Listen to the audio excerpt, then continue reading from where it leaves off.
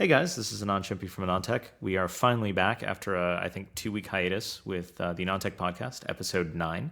The entire team was super busy with all of the launches. We're going to get through the bulk of them that are kind of mobile focused today. Joining us for the show, we have Brian Klug, our senior smartphone editor, Hey everyone. and Vivek Gowrie, also from our mobile team. Hi, guys. So like I said, we want to go over everything that we've kind of been silent on. On the website we haven't been silent, but in podcast form here. And I guess the best way to start is a company that we haven't usually had a need or a chance to talk about with regards to its mobile strategy and its OS strategy in recent history, and that's Microsoft. So two big things happened. Microsoft, officially released Windows 8, Windows RT, and it also released Surface. And Vivek, you did the Windows RT review, which in a lot of ways is very applicable to Windows 8. Well, what are your thoughts on it? So I really like Windows RT as a platform. It's just the official shipping version of Windows on ARM. And I think for me that really adds the productive spin in the tablet space that I think we've been lacking till now. Like with the iPad, it's been difficult to use it as a productivity device, and I think similar applies to the Android tablets that we've seen thus far, and especially with Office shipping on all Windows RT tablets, it's just really easy to just drop in to where you'd normally have a small notebook, I guess. Yeah, I'd agree with that. My perspective on it, earlier this year, I'd kind of written Windows RT off, like, hey, this platform doesn't make sense. Why would you pick this over Atom? And I still do think that if there were kind of the killer device that ran Atom, maybe Windows RT wouldn't have made a whole lot of sense. But from Microsoft's perspective, I think it makes a ton of sense, right? AMD is effectively no longer competitive in keeping Intel's pricing in check. And ARM has stepped up to kind of fill that gap, right? So it keeps Intel's pricing in check, and it also keeps Intel's kind of power consumption in check as well. A lot of people don't talk about this, and I don't think Intel's ever publicly said it, but Clover Trail, the ARM competitor for the Windows space, that chip is around $20. I've actually even recently heard it's even less. And that's cheaper than Intel. Like, Intel's never sold a CPU that cheap. Atom has always been, or even some of the Celerons, they've always been upper 40s for the absolute lowest end part. And even Atom in general can go up into like the 80s. So ARM has done a great job of keeping Intel's pricing in check there. It's also done a great job of really helping Intel drive kind of power consumption down. And I don't know, as an OS, I think I was really shocked by the fact that battery life looked competitive with iOS and Android, which I don't think people are giving enough credit to Microsoft for here, because this is effectively Windows, but now it doesn't suck in terms of idle power. And that's great, right? Like that's, I'm actually really curious to see if the whole OS 10 versus Windows 8 idle battery life is still an issue, right? Because that was a big issue with Windows 7 for a long time. I don't know, have either of you guys played with that yet? I have a battery life test running on a Windows 8 Ultrabook as we speak. Okay. I want to put Windows 8 on that Latitude that I have. Actually, not. It's not a Latitude. What am I saying? It's an IBM ThinkPad. That's right. I got rid of my Latitude, sadly. But I couldn't tell you honestly. I don't know yet. I'm jealous. I want to play with Windows RT. I know. I know Jared's working on a lot of battery life testing with Windows 8. But at least on the RT side, like again, I don't think people are really getting how significant of a thing that is. That Microsoft went from being completely non-competitive in terms of, mobile power consumption on its notebooks to, now it seems to be on par, at least, at a high level with what Google and Apple have been doing, which I think is pretty cool. The other thing that really sold RT for me was Surface. And I know there's just been like a ton of mixed reviews on the platform. I actually really liked it. Vivek, when you got to play with it back in June, you had very positive things to say about it as well, right? Yes. like, from a hardware design standpoint, this is one of the best, I guess, or one of the best that I had seen at that point.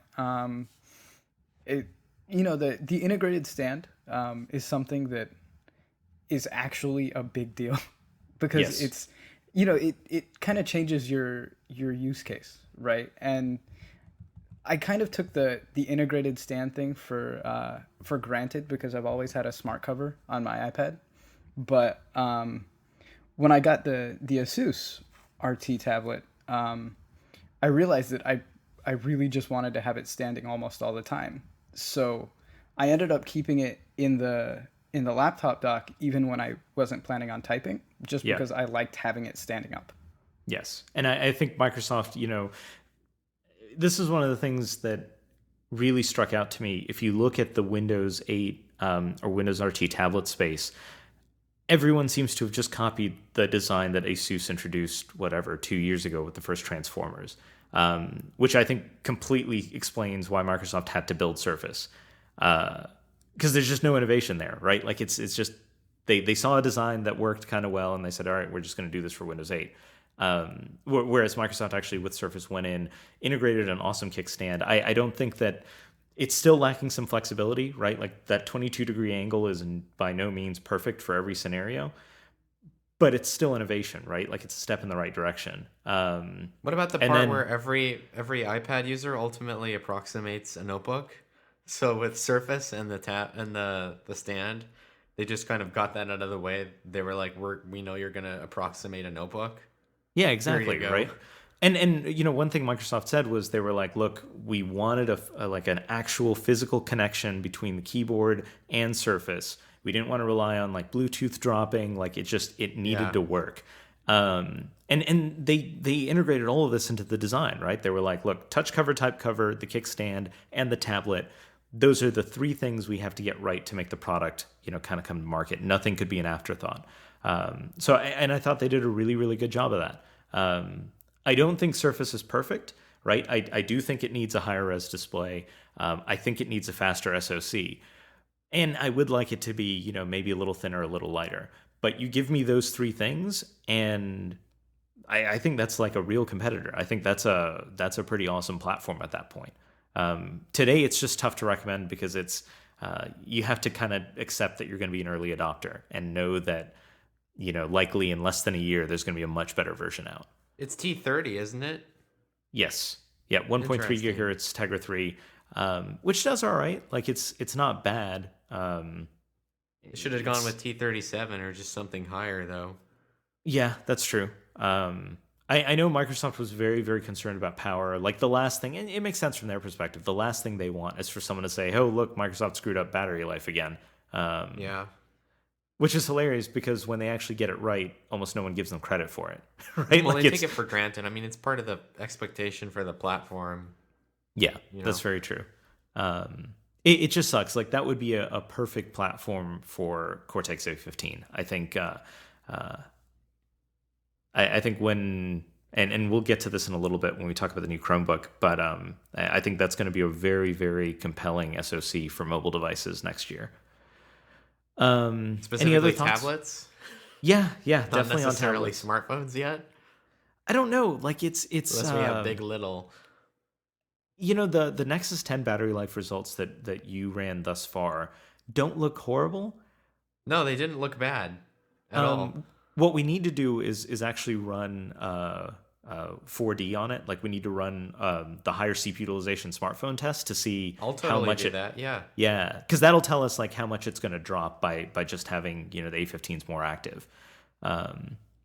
I need to get But your video too for the video life test. You can tell yes, I don't actively review tablets too much. yeah, no, I actually I uploaded that in between my last trip, so I'll get that over to you. Any final thoughts on Windows 8 RT, Surface, VivoTab, any of that stuff?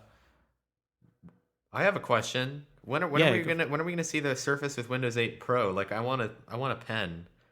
January. Yeah, so they said 3 months after the launch of Surface. Weird. I'm not as excited about that, and they said the reason is purely like they poured all the resources into Surface, and they were like, we just have to do one thing well, and then we can do the next thing. Um, I'm not as excited about that one because it's physically larger.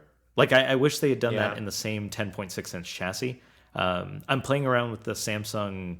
How do you pronounce it? Ativ? Ativ? Ativ. I always say Yeah, Ativ that thing. Their Clover Trail tablet. So it's the Samsung Ativ Smart or PC. Ativ. Right. Is it Yeah, Yeah, Ativ? well, that's sold outside the U.S. as the Series 5 slate, okay. if which makes, in my opinion, a lot more sense than this ATIV branding thing that they've going on. But it's Yeah, like Galaxy. That's the thing. They're trying to make like Galaxy is Android high end. Ativ is like Windows 8, Windows Phone 8 high end. yeah. If it I pays off just for them, that's great. But for now, it's like I just if right now Yeah, no, I totally I can't agree. get I'm behind it. sorry. That's just but so I'm playing with that, and that's an 11 point. I think that's an 11.6-inch display. Yes, And that's too big, man. Like for a tablet, like that's just too big. really. I think so. I think Microsoft really got it. Like it's okay in ultrabook mode, right? Then it just feels like a notebook. But I don't think that's the right optimization for kind of tablet and notebook use. Okay. really, even though they Well, have the side by side thing, I would think that I would want like 15 inch, But you you'd know? want 15-inch with a higher res. Oh, yeah, totally. But this is 13-inch with the same res. Sorry, 13 by 11 7 or whatever. 11.6. Yeah. right. That's Well, not I cool. mean, so when I first saw the launch devices, I think that was the one that I had picked out as the one that I wanted to see. Right. That and the Clover Trail Asus, which on a spec level are almost identical, right? Yes. Clover Trail 11.6-inch, 13 by 7, and Windows 8. So, Yeah. I mean, I does the Windows 8 versus Windows RT, how much does that change things? It's kind of cool because I can. So the thing that just I love about Surface and the Windows RT tablets is I was sitting there, I'm working on the tablet, using it like a tablet, and then I'm like, oh crap, I need to get our video playback file on here. And in my head, I'm thinking, well, if it were an Android device, I'd have to run and watch Android file transfer fail on OS 10 or boot up one of the PCs. And then on iOS, I'm like, oh, I got to deal with iTunes. But here I just, run and then I just mount my share, right? My normal network share. And then I just copy it over like a normal file, which is awesome. Or I have like an SSD with a SATA to USB adapter and I just copy it over that way. And that part's really cool. So obviously you get that on the RT side as well. Windows 8 as a tablet is pretty cool because I can run PC Mark on it, right? Like I can run all of my old applications. The only part you got to get used to is, like I said, the NAND feels slow. Like you run into the fact that this isn't an SSD; it's still just an eMMC controller. I have a suspicion that Samsung is kind of cheaped out on the eMMC side because it feels slower than what Microsoft used in Surface. I don't know for sure. I'll be playing around with it here in the coming days for our Clover Trail review, but that's my only complaint there. You can mount SMB shares on Android too, right? You have to use an app, but you can totally mount SMB. Yeah, no, and yeah, there are definitely like other ways to get stuff on there, and Android is nice in that regard. I just like that it's kind of baked into the OS. Like I don't have to do anything; it's just Yeah, all sure. there. And it's Um, not like really a terrible implementation that's sort of hackety. yeah, it's just it's just Windows. You do the same thing you've always done. And it's not like Windows networking is the best thing in the world, but uh, it's just nice to not completely be in this kind of controlled, totally different environment, right? I think that is a selling point. Yeah, Even though it and is a controlled, totally different environment. It Like is and it there's no isn't, Steam right? for Windows 8, Windows RT. Yes. It is and it isn't, right? Like it's uh, you do lose all of the kind of awesomeness that is traditionally in Windows, but you also don't have to worry about viruses and malware. Like it's a lot easier of a platform to recommend to like your parents or something, right? You Sure, can just give sure. it to them and say there's nothing you can do. It'll be fine. I mean, I can see the value there. I just Yeah, personally, I want like Windows 7. I want all the improvements in Windows 8 minus the UI. But I think I've said minus that Metro. over and over and over again. Like I want the new So file copy dialog, new task manager. So improvements in the Samsung, kernel. on their Clover Trail tablet, they have like a custom start menu that they made. Yeah, it's that widget that they have. Yeah, it's terrible. Like it's laggy. Like it takes a second before it pops up after you click it. But I don't know. I feel like I can kind of get used to the new. What is the official term? Like how do you explain it? I guess it's the start screen, but the new modern UI. I think I've gotten okay with it. It's still not ideal for non-touch use. I would say, but Well, it's livable. so what I've found is that when I'm or like on a laptop or an ultrabook where I don't have a touchscreen, I just stay in Windows 8, like the desktop, and Yes. I use modern UI or the OS that used to be known as Metro, um, as just like my start menu, right? It just works the same. You hit start, and then you start typing to get your app and like the program that you want, and then that's it, Yeah. right? No, I agree. Like other than that, you can use Windows 8 exactly the same way you used Windows 7, just better. No, I agree. That's what I do there, and I think I would just end up putting more shortcuts on my desktop and putting more stuff in the taskbar. The one complaint I have is I don't get why Microsoft insists on manually segmenting search results across applications, files, and settings.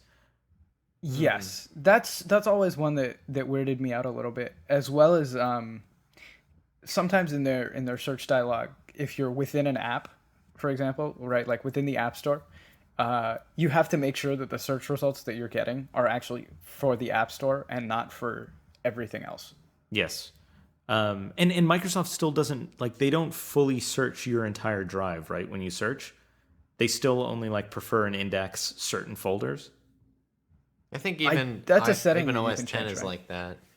Really? No, I thought OS 10 will search any file created. Like after it, when you create a file, it takes like a second to index and then to add it to the index, and then it searches everything. No, but it doesn't search like library or hidden folders, I guess. Which sometimes I have things there that I want. Yes, that's true. But so in Windows though, if you put a file in C:\\/ just whatever, if you put a file in root, that won't get automatically indexed or included in the search index. Just so it's just like Windows 7 then. Yes. So that part kind of bothers me still. But overall, like I think it's go back 4 years and ask if you would expect that Microsoft could pull this off, and I don't think a lot of folks would have had confidence that they could. This is, I think, a pretty dramatic change and a good improvement for Microsoft. See, I'm jealous because I've been so busy traveling and doing all this. I mean, and that I haven't gotten the chance to just install it on something and commit to using it. Yeah. Well, Well, okay, I've so had let's. it on systems since I think the developer preview, and like I wasn't convinced then that they could pull it off. Let's put it that way. They had to go through some major UI changes since they first started releasing them. And there's still some hiccups that bother me. I don't know if Vivek, if you've noticed this, like you can be scrolling in modern IE, right? And if you leave your finger pressed down at kind of the middle of a web page, the screen will kind of or the OS will kind of toggle between, hey, are you going to scroll or are you going to stay put, and just the screen jitters up and down. I don't know if you've seen that. Oh, great. I don't think so. No. That drives me crazy. Like I've seen that both on the in the UI as well. Like any sort of scrolling, if you pick the right point and just hold your finger down there, and this doesn't happen on iOS. This is a Windows thing. It'll just sit there and shake back and forth a lot. Wait, and is this only in modern? Is this only in modern? Sounds like I their wanna- touch filtering is still messed up or something. Yeah. Well, I'm trying that. Like I'm no, it's not happening for me on the ASUS. I don't know. I remember seeing it on when I used back in June at Computex when I used what's now known as the Vivo tab. I remember that being an issue. I remember seeing it on some early Clover Trail tablets as well. And I remember pointing it out to Intel. I was like, "Look, this can't be here because iOS doesn't do this, and like you have to deal with stuff like this." It doesn't happen super frequently, but it's annoying. And They're now that probably Brian drawing a actually- vector, and then when you're just in the center, there's like tiny little deviations that they're not filtering out, Yes. right? Yeah, that's exactly what it feels like. I'm sure as soon as Brian gets his hands on one, once we start getting in more of the Clover Trail I tablets, like don't I'm want to sure know. No, I actually just don't want to know. this seems like this is like a total Klug problem, right? Like he would find it right away, and then there'd just be like a litany of tweets just about how annoying this problem is. That seems to happen a lot. Yes. Well, I mean, because you thoroughly use things that you get, right? Like you find it out pretty regularly. Well, you guys do too. I mean, you found this, so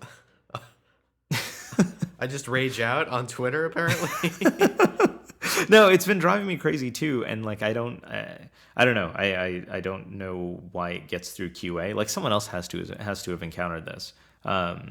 That's actually the other thing that bothers me about the Samsung Clover Trail tablet. I feel like their touch controller or their touch implementation isn't as good as what Microsoft used on Surface. Huh. I haven't done a lot of digging to like know if it's actually physically different hardware or if it's just differences, at the firmware or driver level. But I find that I have a harder time kind of in RT desktop mode or in Windows 8 desktop mode tapping things than I do on Surface. It could also be, the physical display itself. It's obviously different size, different manufacturer. I don't know if that has anything to do with it. But they have a strong, like a very specific, very prescribed, set of certification guidelines and test cases. They made a big deal about this to me at Build last year. That hey, we're getting really serious about our touch controller and touch responsiveness, and we're going to be better than Android, which is sort of like a free for all, and we're going to really try to emulate iOS with the whole fact that it's going to be really grippy and sticky and not have lag. Yeah. So it's two things about that. I don't think this is a lag issue. I feel like it's a touch accuracy issue. It's not bad. It's just worse than Surface. And then the second thing is when I was out in California most recently, heard some stuff from Intel where they were basically like, yeah, Microsoft kind of set the bar that everyone has to meet, but some of our internal tests, not everyone meets them. So and that's actually one thing I noticed when I used the Acer W510. Like that touch implementation is awesome. It's really fast, really accurate. And that's a device, Acer and Intel have this like super close relationship with all their Windows 8 stuff. And that's something that Intel was like, we made sure this touch implementation is really, really good. That's really frustrating though. I was for a while very convinced that they were going to have very like a very clear standardization and then filtering. I don't know. I mean, it could also be a bum unit. Like my first Samsung Clover Trail notebook had definite issues with the dock. They're gonna have to send me a replacement, and maybe I'll find that the first one was just bad. But we'll see. So Brian, you mentioned that you've been traveling around a lot, haven't had a chance to install Windows 8 on anything. Somewhat related, you went to the Windows Phone 8 launch. You also have one of the first Windows Phone 8 devices, the 8X, from That's right. from HTC. What can you tell us about the OS and the device itself?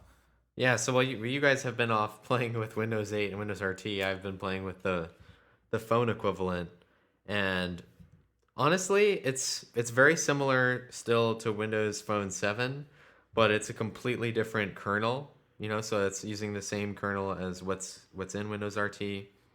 Whereas the Windows Phone 7 platform was using basically Windows CE, and really the improvements that are major aren't really visible to the user. Like from Microsoft's perspective, they wrote a completely new OS, and it just happens to look the same as the previous one. Right, and so from their perspective, it is something completely different. From an end user perspective, there's still not a lot that's changed. Like we have a new tile size, which is great. Now the home, like the start screen can take advantage of the full width. And there's an interesting story about why they decided to take advantage of the full width, and apparently it's because side by side with other phones that were drawing across the whole display. they were having customer feedback that those devices looked like they had bigger displays, even though sometimes the Windows phones had bigger displays than the comparison point, just because, they used to have that black, with a large bar on the right, so it was like asymmetric. Yeah. So those changes are great. You can resize all the tiles, between the three sizes. Um, in general, I think we sort of updated Windows Phone to where it needs to be now, in a in a competitive sense, with things like the browser, the camera UI getting better. Trying to think what else. But for me, I have this like list of things that I just need, and then I can use Windows Phone, and it won't be like I need to carry another device to get the other things done. And I wish that they had taken the opportunity to do all those things here, but I get that moving to a different kernel is, the big issue right now, and so that we can get the apps that are portable between Windows RT and Windows Phone 8, and also new hardware, you know, because previously this, I guess the Windows CE side of things and that version of the OS was extremely tied to, like 8x55 and 8x50. So, 65 nanometer single core Scorpion, and then, 45 nanometer single core Scorpion. And now we have this model that has, much more modern platform, in that we can do things like hardware abstraction, scale to up to 64 cores. It's the real Windows NT kernel, So I don't know. Those are big things to me, and I appreciate the like improvement in response. Like responsivity is so much better. But at the same time, I really want this list of things, That Yeah. I told somebody was asking, well, can you use it as your phone now? And I was like, it's close, but not there yet. Like I Yes. need support for all my chat protocols, Yep. and messaging, and it's not. I still can't do that. Um, I think things like fast app resume, which is still a screenshot, are just like little things that I notice. Like it's still a JPEG image, so you see artifacts. Yeah. And even though I think a lot of users won't necessarily notice that the power users do. Like other power users ask me, "Hey, is this still the same?" And it is. But at the same time, things like multitasking and the fast app resume are apparently far improved now. Like they're just easier to take advantage of for developers, whereas in Windows Phone 7 and 7.5, they were still very difficult to take advantage of. So they supplied us with a build of Twitter, the official Twitter app, which is sort of like the Microsoft maintained Twitter app, that implemented that, and it's like night and day. So it's a dramatic improvement in terms of the software side. Is it everything that it needs to be yet? I still don't think so. Like they were talking about Notification Center not being something that's there. I guess I sound really negative, but overall I'm very positive. Like we need a strong number three, Yes. and I have no doubt that Microsoft will be that strong number three. And somebody else asked when I was at the launch event, like where do you think this will be going forwards? And I said, well, if you look at all the post iPhone or post iOS OSs that have been launched, really there's only one that remains, and that's Windows Phone. All the others are gone, right? WebOS is gone. Symbian Bell is basically gone. Migo, Tizen. We'll see what happens with that, but it's basically gone as well. Um, I think you can just obviously see that this has emerged as at least the number three. Yes. And No, I same with RIM. Like where's BlackBerry 10, right? I've written that off. So yeah, I'm with you on RIM. And it's good to kind of hear this from you because I've been feeling the same way. I feel like Windows 8 and Windows RT makes total sense to me. That's emerging as like Microsoft being ahead of the. I keep saying that Microsoft totally missed the movement to the resurgence of ARM-based ultra-mobile devices. They missed that very late to that show, and they're paying that penalty now. They're ahead of the curve, on the other hand, for this tablet notebook kind of convergence. yeah, I don't know how big of a market that's going to be or how important it is that they're ahead of the curve there. But that's one area with Windows 8, Windows RT, I think they're going to do a very good job in. With Windows Phone, they're still kind of dealing with the fact that they're, more than 2 years late to this new resurgence of ARM-based devices. And it's good to see that they're making the platform better.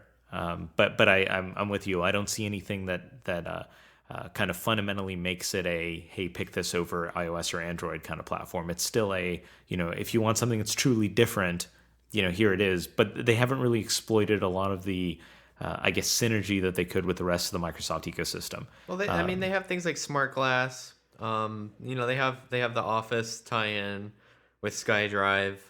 I mean, I don't live a lot in Office anymore. I sort of made the decision in college to not use Office, and I would only use LaTeX, and that's sort of stuck. Like, I do all my writing in Markdown, so I can't really speak to how fabulous or not fabulous that is, but it looks compelling if you are working in the Office space. The one thing that I will say that I just find really disappointing is that, whereas Microsoft is arriving to the game late in the tablet and, like ARM side, they're not really late in the phone side, right? They had, Pocket PC, they had Windows Mobile, they had all this legacy of, first being like sort of the also ran against Palm, like, which I'll say, everybody knows that's what that was, and that's the case. And then later they became something much more powerful. And then later, Android emerged as sort of the alternative to Windows Mobile, and all the Windows Mobile hackers moved over to Android. So then we saw, like, oh well, Windows Phone 7 is going to launch as something that's more like iOS, right? So all this legacy of us having this sort of amazing, very powerful smartphone OS just kind of went away. So we started from scratch, and I understand that it's a clean break and it needs to happen so that we could have all this, this convergence happen. And also the thing that's really interesting to me is that we saw this new UI, this new paradigm, this new visual theme. Basically the entire UI emerged on the phone first and then came over to Windows, right? So I mean, how many times is that going to happen in history? Probably not very many. Like, that was probably it. But at the same time, all the Windows Phone 7 stuff is largely just written off now, right? Like, that was a time to market thing that was just entirely built on Windows CE. Like, arguably, it should have launched in the form that it is now. Yes. With the same core as Windows 8, same core as Windows RT, app portability in between the two, none of this Silverlight, all this stuff that we're going to abandon, basically all those frameworks later on. And at the same time, yeah, I totally agree with you. There needs to be more synergy. Like, my biggest thing that I've said to other people is, you have the Xbox, right? I have a Windows Phone. Why can't I just do mirroring? Like, you have the biggest installed base Yeah, of exactly. sort of like the TV console endpoint for audio and visual, sync. Yep. Why can't I do AirPlay? No, I mean that is the perfect example, right? Because the Xbox 360 hardware already has the capability to decode, H.264. Yeah, for free. You could use it as an HD DVD player, right? So it can totally act as a much larger install base Apple TV competitor. They could easily do that. They could easily, what I'd love to see. And I'm guessing all of this, gets fixed in the next console. But I think that's missing just a really good opportunity to kind of take care of your current customers or the people who are supporting the new platform. The next thing I really want to see, as soon as we get, Adreno 320 class or faster hardware in there, I want to see some of the like killer Xbox titles get ported to Windows Phone. Right, I don't want Fruit Ninja again. Right, I want Halo. Cut the rope. Yeah, I don't want any more of that. Right, like that's fine. I'm glad that that's there, but everyone has that. You start bringing Halo 2 and some of these like key Microsoft published titles over there, and build a good controller dock, and that's something that Google and Apple, neither one of them can deal with. Right, like that's unless they wanted to get into the game publishing business, like they don't own kind of AAA IP in the gaming space. Well, that's been the case forever, right? Like we just keep waiting. I mean, I feel like, yeah, again, we're so close. I wish that we could have this 2 years ago. Yes. You know, like I realize that's impossible, and we've come a long way. But at the same time, it would be so much more. It would be so much easier to be an advocate of this platform had it started this way. But I realize nobody starts with everything. Yeah. But Um, it's been like 2 years, right? They had ample opportunity to give us at least some of everything. Um, yeah, I and I want more of it. I like exactly. using it. Like it's fun to use. It's just different. And the apps are so much better. You know, coming back to this 2 years later, coming back to this even after, you know, like I played with Lumia 900 for I think that was like almost a month before they wanted it back. And then the Lumia 800 and all those respective devices, like I used them, you know, I put my SIM in, I'm going to commit to this, I'm going to use it. And look, and using it now, it's much better. Just the apps are better, like the Twitter apps that I use.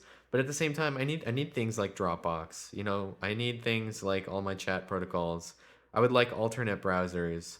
You know, I have like this mental list, and if it doesn't map one to one between what I'm using on iOS and Android right now, it's the friction in my mind is so high that when I'm just putting the SIM in, I'm like, ugh, I'm gonna need to carry, you know, at least 2 or 3 phones to get all my stuff done, you know, because I need to do work.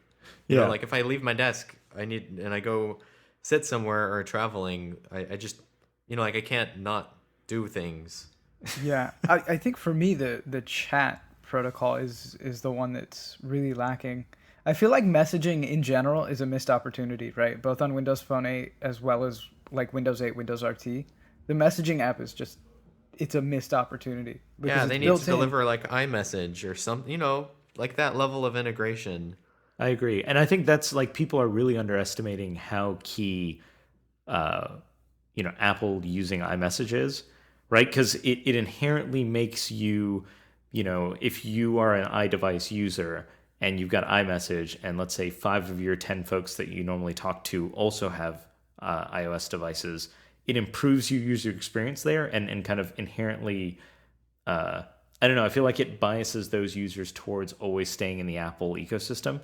And Absolutely. This it's, is the BBM effect. All those people stuck around for like 2 years after that platform was just like clearly on fire, burning, you know, like clearly just not good, you know, like basically your web browser was horrible. But people stuck around because of BBM. Like the same thing is going to happen with iOS. You know, yeah, like the platform could be on fire right now because iMessage is so good. People are going to stick around, you know. And people ask me, why is it so much better? Well, just go back and read the iOS 5 review where we like took apart iMessage.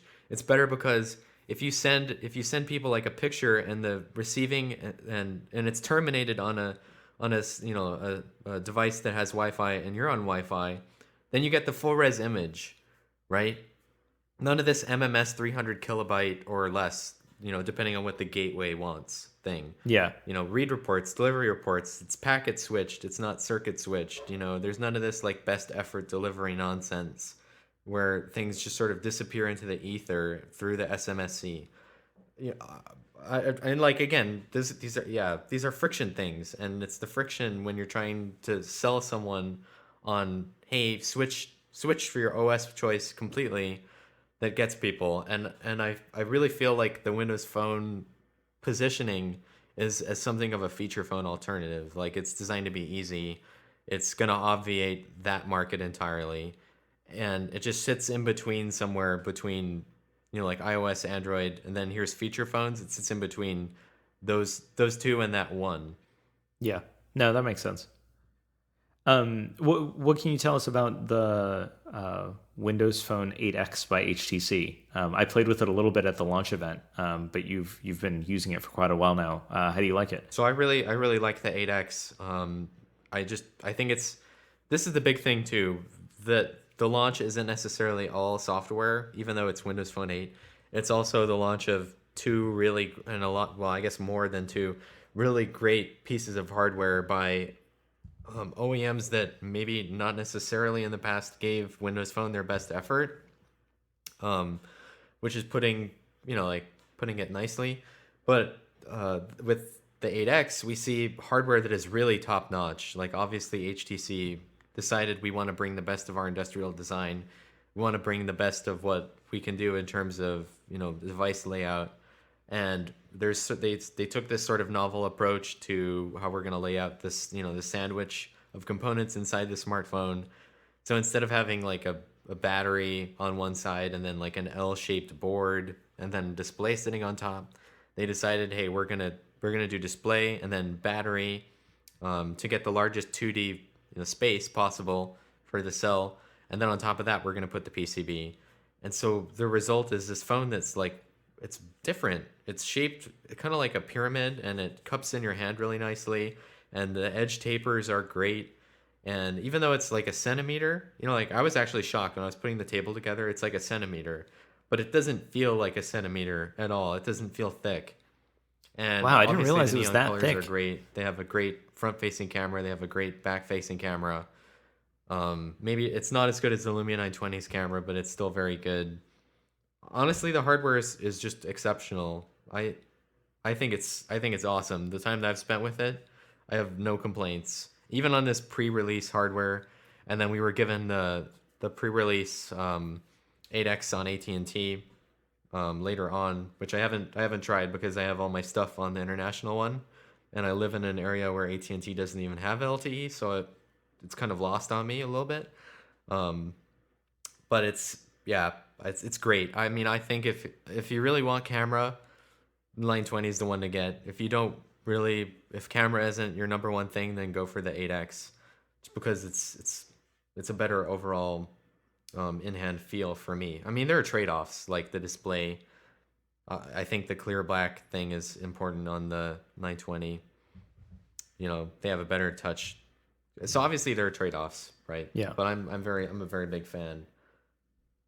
Cool. So switching gears a bit, I want to talk Google. Bunch of new releases there. We got the new Chromebook, $249, made by Samsung. Has a Samsung Exynos 5 Dual, so two ARM Cortex A15s running it up to 1.7 gigahertz. ARM Mali T604, so the kind of next generation Mali GPU. All of that in this package for $249. It's not half bad, right? Like the display quality isn't great, but it's also only $249. In my use of it, like I used it for a while. In reviewing it, that was like my main machine that I used for the handful of days that I was working on it. I thought it was decent. It was an okay web browsing experience for like basic web browsing, right? You start getting into you go to the Chrome Web App Store and you try and run. I think I ran Cut the Rope and I got like a performance error, like a performance warning. Hey, your system can't keep up. So there's some concerns there. But using Google Docs, browsing the web, reading articles, stuff like that, it works fine. Gets That's okay so battery bad life. that exists. That shouldn't exist.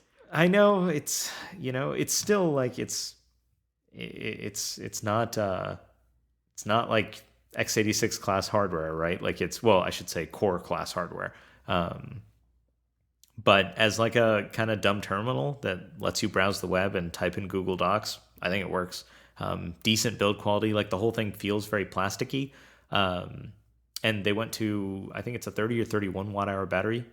So battery life isn't great. Like it's all right. Like for a notebook, it's not bad. We got about 6 2/3 hours, like 6.6, 6.7 hours, I think, out of a single charge. So you're not going to get, into the 10 range like you do with a tablet. But it's okay. Like I've heard from a number of users who are very interested in it, because they have, someone in their lives who just wants Chrome as a web browser, and they read whatever their 15 sites and they just need something that works, and it does get the job done. By no means is it a luxury device, but it's also only $249. That one doesn't have built-in 3G anymore, does it, or does it?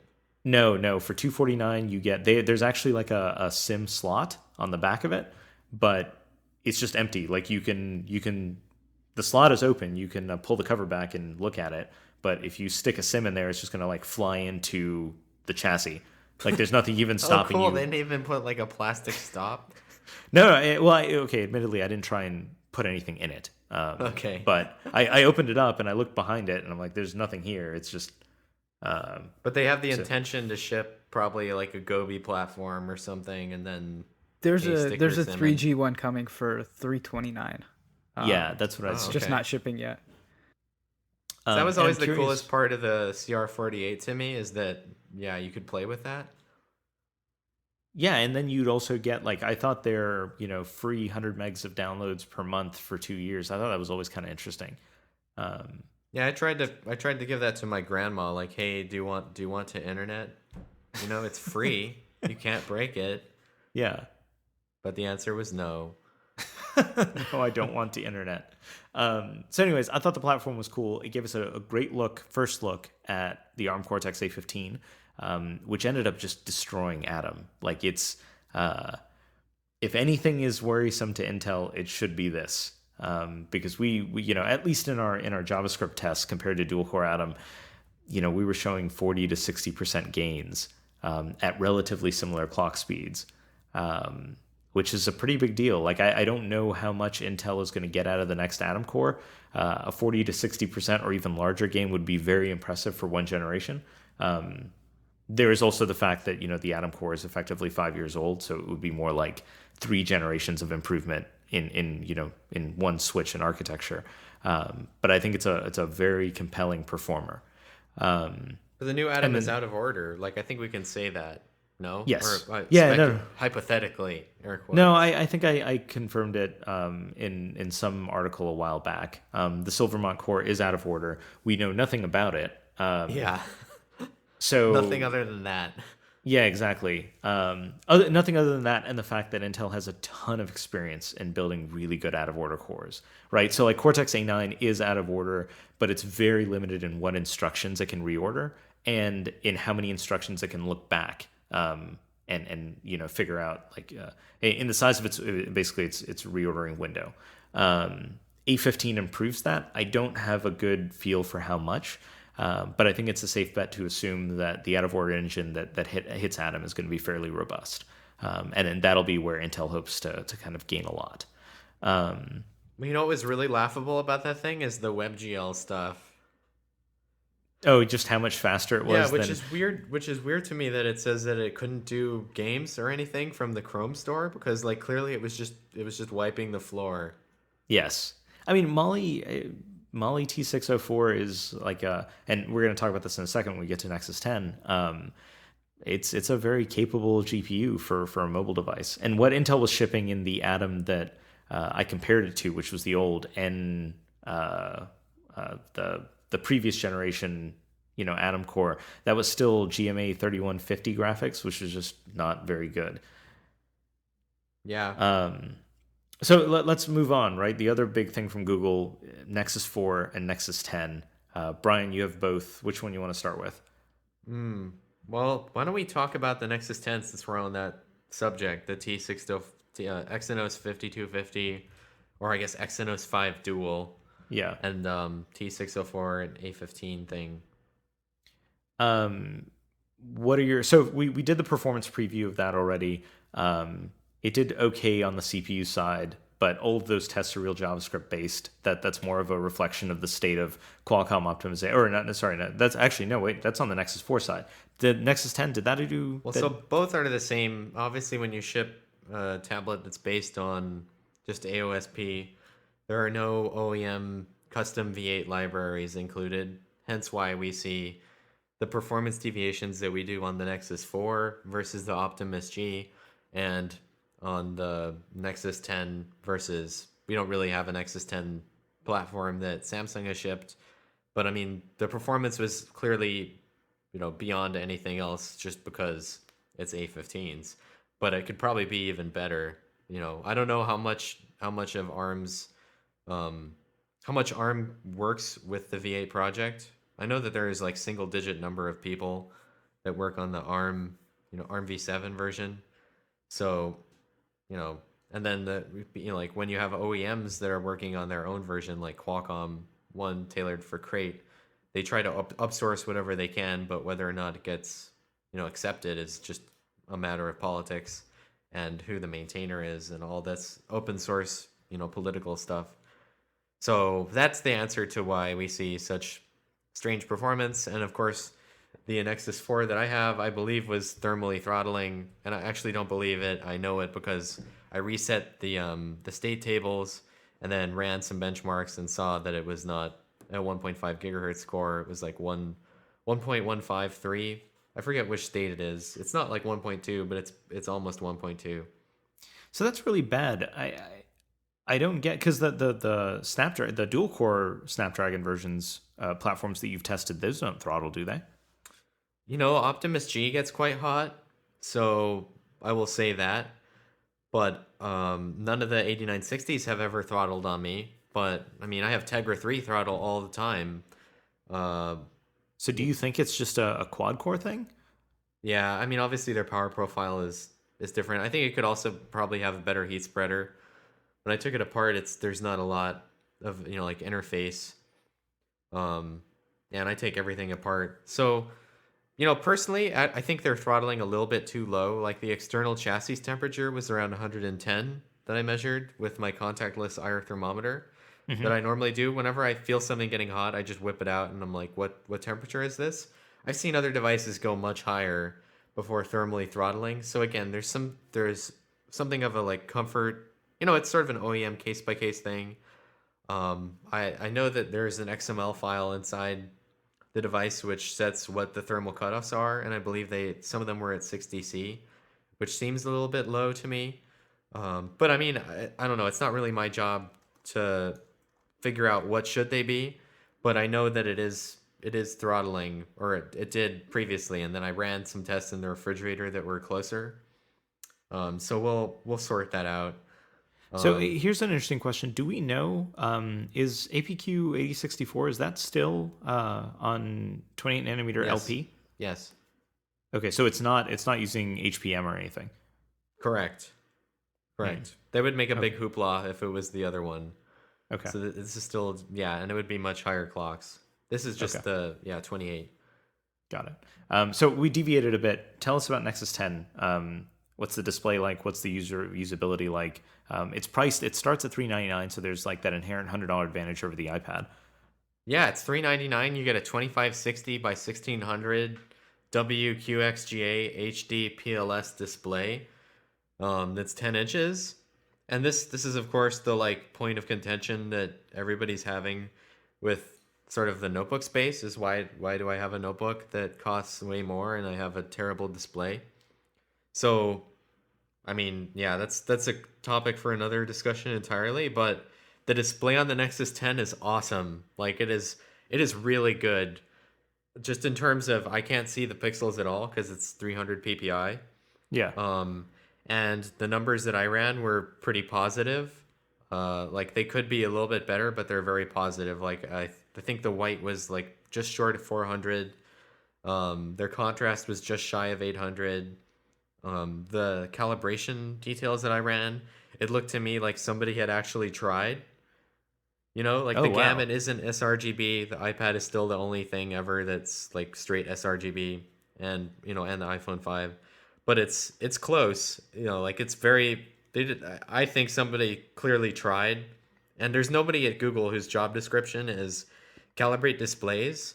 Like they just need to contract with Francois.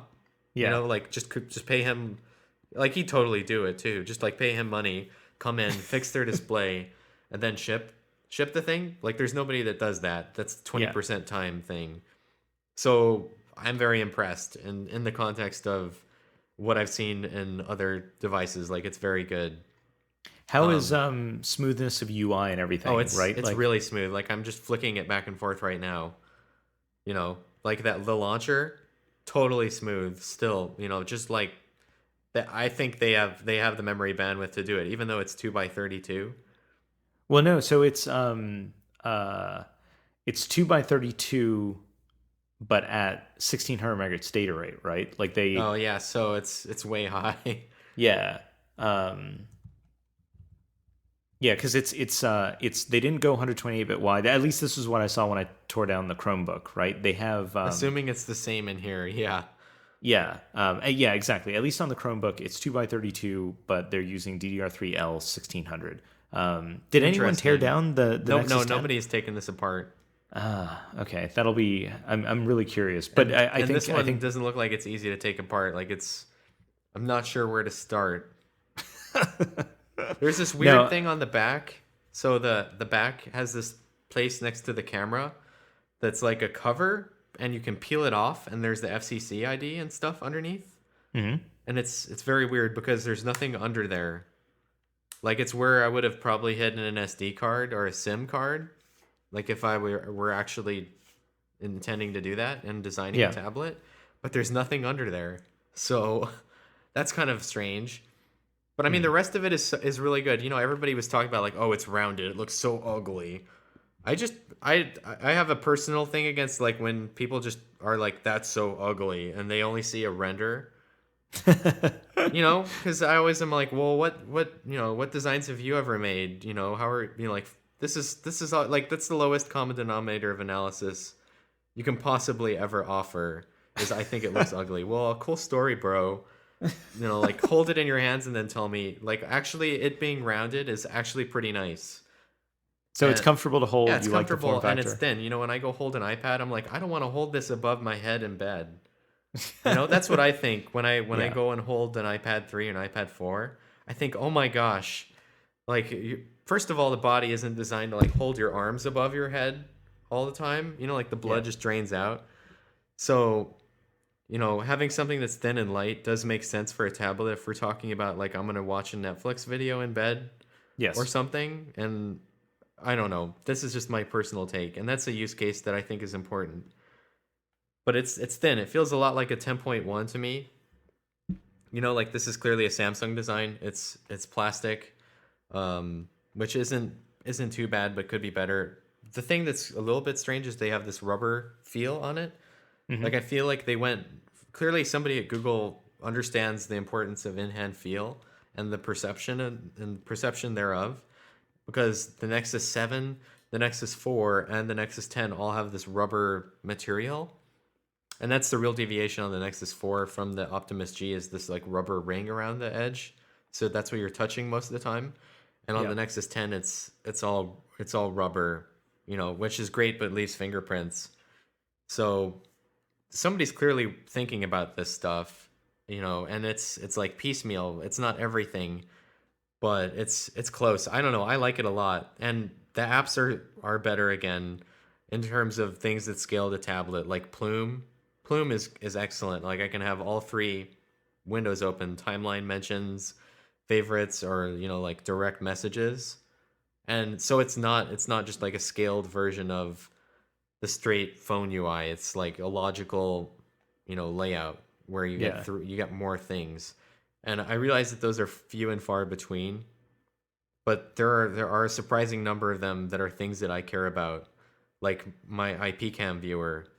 Like I can look at all my IP cameras on the tablet and see like a pretty big viewport size of all five, at once. Yeah. And it scales. It's not like it's just a tablet version of it. So I don't know what people are talking, like I understand what people are talking about when they're talking about things that look ugly. They're talking about the stock Twitter app, which looks Yeah. terrible, right? Like that's what everybody points at. They're like, I'm gonna install Twitter. Oh wow, this looks awful. All the apps must be like this. Close. But No. if you go So use Plume, it's like, oh wow, this is actually pretty awesome. Or Chrome or yeah, Gmail.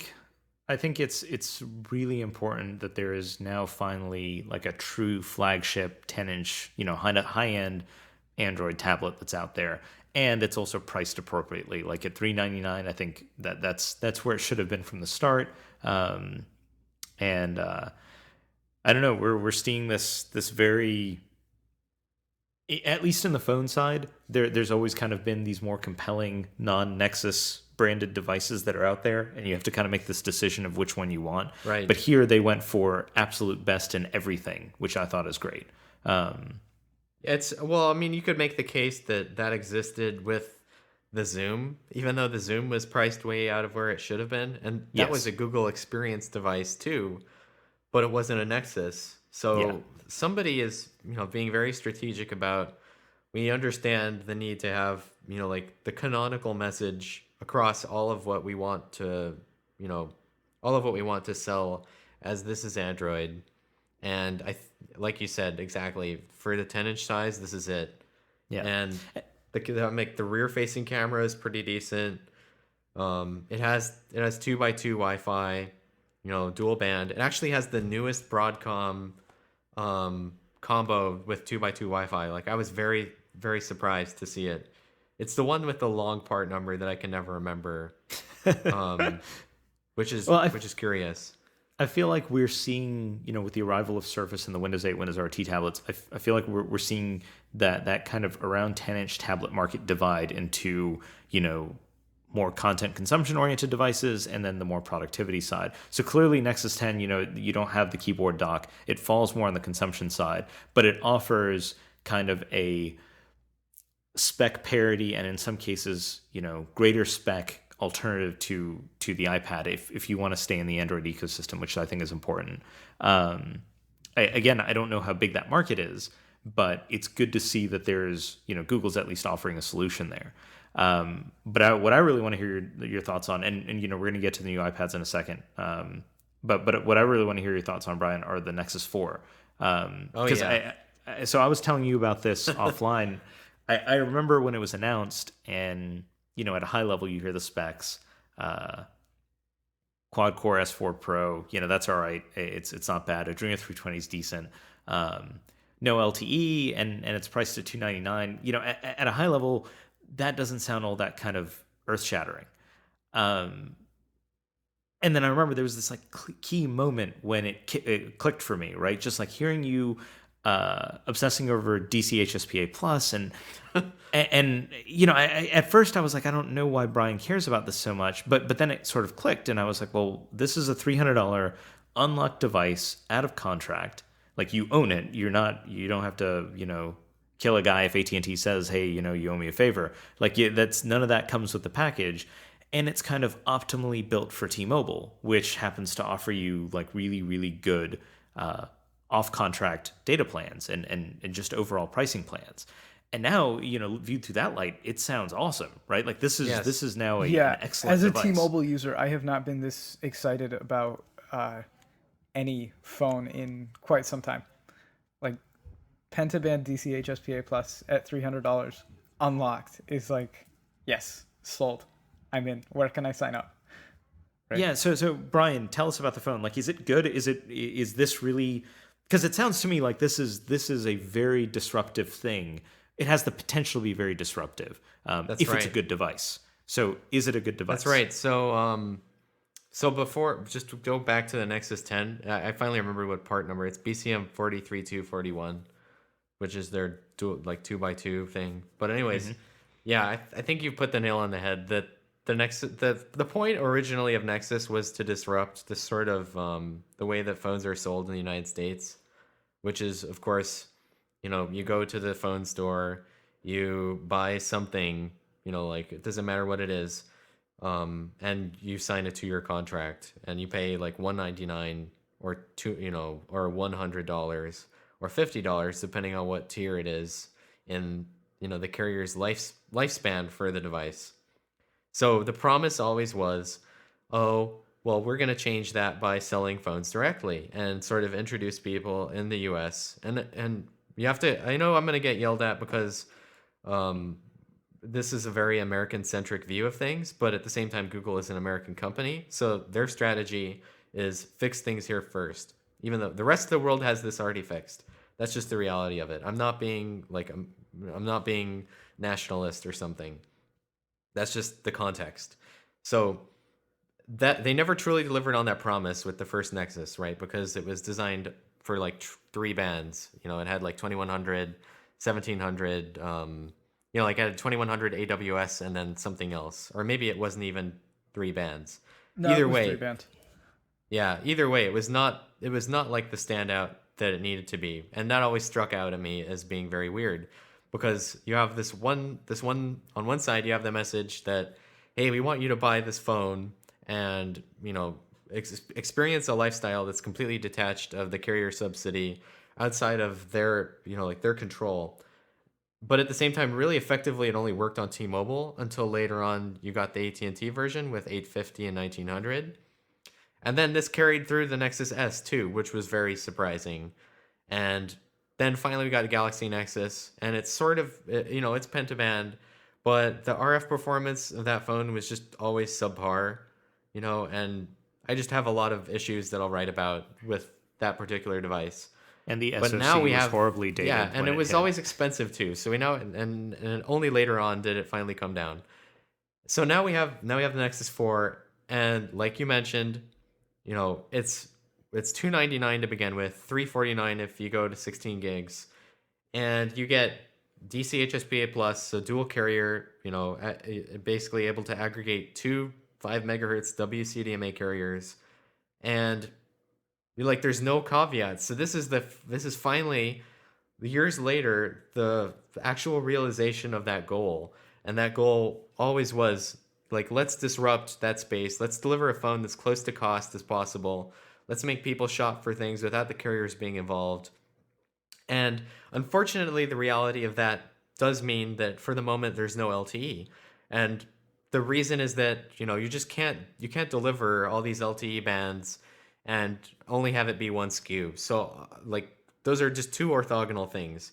If you look at all the LTE phones, they deliver band 17 for AT&T, band 4 for AT&T, and then band 13 for Verizon. So Nexus, Google was never going to engineer 3 separate SKUs just to accommodate 2 different things in the US, and LTE.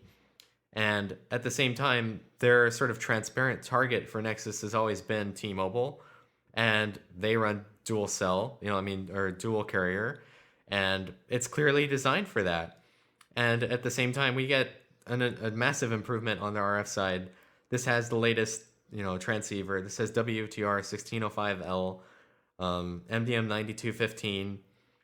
We have full receive diversity on all bands.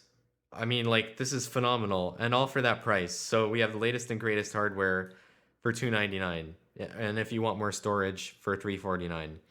And I feel like a lot of the blowback from not having LTE is people with AT&T, right? And the reason that they don't like this is because they can only ever realize HSDPA 14.4, and there are no 21.1 markets. I'm sorry, there just aren't. I've never seen it ever, and I have the equipment to decode what frames are 16 QAM or 64 QAM. I've never seen it. I'd love to see it. If you can send me a screenshot of on your Infuse showing me 64 QAM, I'll take my words back, but it's never happened to me ever. And I fly around quite a bit and try. So the real instead of being indignant at Google for speccing out a device that doesn't have, sort of basically 2 relatively obscure LTE bands, 17 and 13, and which can't coexist on the same device, by the way, just because of interference issues, because the way those are laid out. It's not easy to do. Instead of doing that, they went with the next best thing, which was, of course, DC HSPA plus on all bands. And the reason that people are pissed off is that you can't realize, 42.2 on AT&T. So the importance here, and I don't know if it's the aha moment for you, is that this isn't like an iPhone alternative. This is the best that you can get. If you want something that's truly global, that will truly work on, internationally, DC HSPA plus is deployed almost everywhere. In Canada, all the carriers have plans for it. In the US, all the carriers except for AT&T have plans for it, right? And when I mean all the carriers, I really just mean T-Mobile, because that's all that there is, as far as UMTS carriers that are hey, just put a SIM in.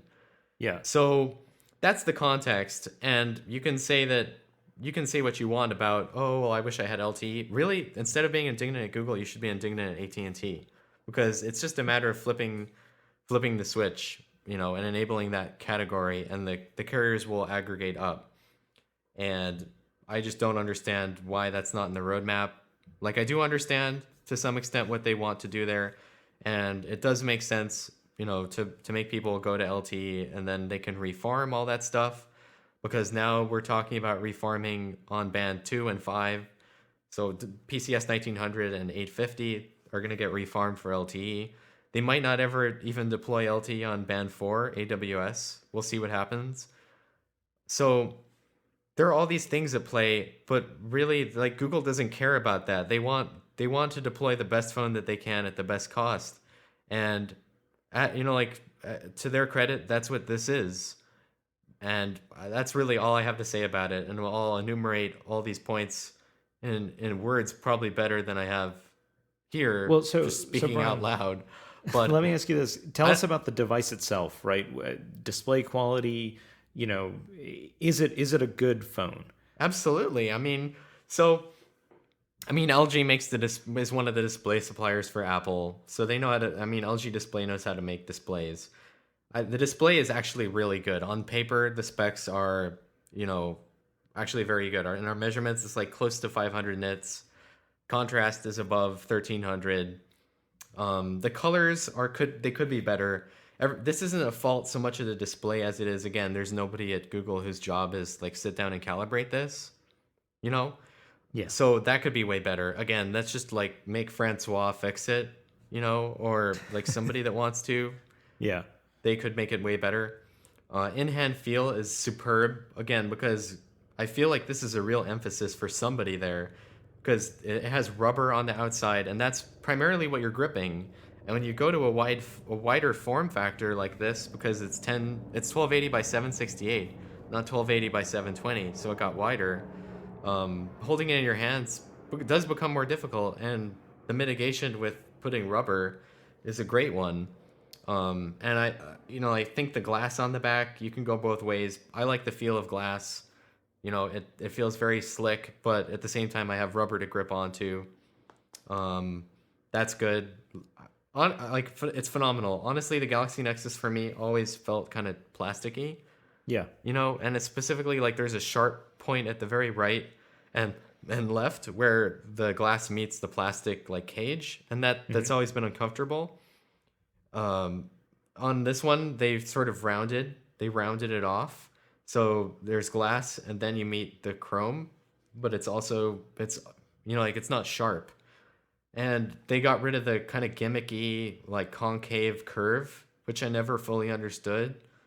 All that ever did was just introduce like weird total internal reflections in daylight. I don't know, maybe I'm alone in just like hating that, but I always hated it. And I never really hated really it. bothered me when I had my Nexus, but there was like 17 other things wrong with that phone. So that was kind of yeah. We got like, okay, that was last year. Well, okay, in the context, it was a great device, but in this context, this is like a huge upgrade. And also the rear camera is better. It's still not perfect. Again, you can almost write the review, or at least I could, without using the device. Like, I know Google can't necessarily execute on display perfectly because, again, there's nobody who's, at least as far as I know, whose job it is to sit down and like, hey, let's actually make a lookup table and make these things work. Like, clearly there's somebody at Apple whose 9 to 5 is doing this. And at the same time, the camera, like, it's better, but it's just better in terms of software. Actually, over Galaxy Nexus, it's very good. Compared to other devices, it's still not perfect. Could be better. 1.1 micron pixels, IMX111 sensor. I think the context is always really important here, and what Google can execute really well at, they've executed really, really well at. Like, I'm more excited about the platform improvements, but I'm also really excited because this is a Nexus that is fabulous, and I couldn't care less about LTE not being present. Like, I don't want LTE present because I don't want any of the nonsense associated with that, here. Like, I would love it if it were possible. It's just not possible, And it's especially not possible on Verizon, who has a completely different use. They don't use a USIM. They use their own. There's another standard. It starts with an M that I can't remember right now. And they use that for authentication, and hence why you saw all that stuff. So I'm getting kind of on a tangent here, but yeah, I really like the device. I think it's great. At the price point, it's unbeatable. I don't know why anybody would ever buy it for $199 on contract with T-Mobile. Well, yeah, that one never made sense, right? They're selling it for $399 or $299 or $349, and then you can also buy it on a 2-year contract with T-Mobile for $199, which Yeah, why would anybody do that? right. Like I understand. Okay, that's important. You gotta. The store is where people buy, like normal people buy phones. Like people listening to the AnandTech podcast aren't normal customers. I think it's fair to say that like this is an elite group. The people that are buying phones, like the volume of phones, go to the store, and because it wasn't ever in the store, they could never sell anything. So the 199 thing is important, but if you know about the 349 thing online, you're willing to deal with it. Why would you ever buy it in the store? Yeah, well, because then you can get their $20 cheaper rates too. Like I'm paying $50 and I'm getting unlimited everything on T-Mobile, right? Combine it with the $300 Nexus 4 and you have like a top shelf device with DCH SPA Plus for, you know, prices that you can't even imagine getting on AT&T. Well, hold on. Let's a couple things I wanna clarify here. One, as a device, I feel like because of the unlocked price point, people look at it and say, "Hey, this is a $299 device. You know, it's got to compete with, let's say the HTC One X, the iPhone 5, what have you." But the right way to look at that comparison is you're comparing it to $600, $650 devices, right? And as such, the Nexus 4 actually ends up being more of a mid-range device, right? It's not ultra cheap, but it is mid-range. So you do give up things like you don't have a perfectly calibrated display. Battery life didn't do all that well, although it's fairly close to like the Galaxy S3. Yeah, but okay. It's not in the range of, let's say, the HTC One X or the iPhone 5, right? You do take some hits there. Performance is all right. There was throttling, which I think seems odd. Like that's not it's not something I'd be happy about. But again, this is, if looked at the context of you were comparing it to $600 phones, it's a mid-range device, and as a result, it's not going to be perfect. But Vivek, what you just touched on, $50 a month. What plan is that? That's their like unlimited everything. I actually don't know off the top of my head. Okay, so Sorry. that's unlimited data, text, and calling. Yeah.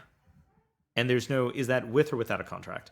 I believe that is with a 2-year contract, no device subsidy. Okay, so but you can also do like they have something similar on as a prepaid plan as well. I have the $30 one, but that's data only, not, right? Yeah, but I mean, who makes calls anymore? I do. Well, okay, so if I'm just, it's only $100. I mean, 100 minutes of call. Do you get free mobile to mobile with that though? That's a good question. I don't know. I didn't really investigate that. Okay. Because either way, like the $50 a month, that's $1,200 over the course of 2 years. What would the equivalent like AT&T be? I don't even know. God, so with the iPhone 5, I think I signed up for an $85 plan that had 450 minutes, unlimited calling, no, unlimited text, and 3 gigs of data. I think it was $85. Okay, so maybe 90. That works out to be just over $2,000, right? So that's an $800 savings over the course of 2 years. Yeah. Right, so it's only $700 if you take into account that the device is $100 more expensive. That, I think, is the power of the Nexus 4 right there, right? Like I'm what irritates me is that that's not what the discussion is about, right? The discussion needs to be about, hey, this is a disruptive force in, driving everyone's pricing down, right? Because like if you look at it this way, the display in there, Brian, it's not a bad display. Like they didn't pick like a cheap. It's a very good display. Yeah. Yeah. And that SoC in there, that's not a cheap SoC either. Everything that's the most in here is highest end possible. Like exactly. APQ 8064, that's going to be the first alongside LG Optimus G. The baseband is the highest possible. The transceiver is the highest possible. Like everything is highest possible. So I don't get this. So it's not really a mid-range device, right? It's a high-end phone. Because the display on that, it's, I think based on I played with an Optimus G very briefly, and the display it's significantly better than what you would find at the mid-range, I guess, right? Like we don't have any pen tile anymore. Like it's very like the dot pitch viewing is really great. I don't know. Personally, like I really like the display. Well, so I guess my point in all of this then is it is physically possible to build and sell a high end device or a device with high end specs at $300. Oh, absolutely. Well, I mean, none of those phones that cost 650 really cost 650. Like, and if you And believe that, you're just insane. You well, know, I'm assuming that someone is also making margin here, right? Like LG is making a little bit of margin on this. They're not taking a loss for this, I'm assuming. probably not. They can't be. Yeah. Now I think Google picked LG because it's it's able to kind of operate on lower margin devices, but that's where I want this device to really succeed, right? I want people to realize that this is a device that if you need a good smartphone and you don't want to pick something that has a two-year-old SoC in it, here's a device you get the best of everything. It's not necessarily the best phone on the market, but it has all of the right things inside of it, and you'll pocket $700 or so over the next couple of years here versus buying something from AT&T. And the more people that kind of realize this and go out and buy and support this phone, the more we actually have a little bit of power to get AT&T and other companies to start competing in the same level, right? Like I think this thing needs to succeed if we're going to get any sort of competition, both on the device side and from the carriers in the US.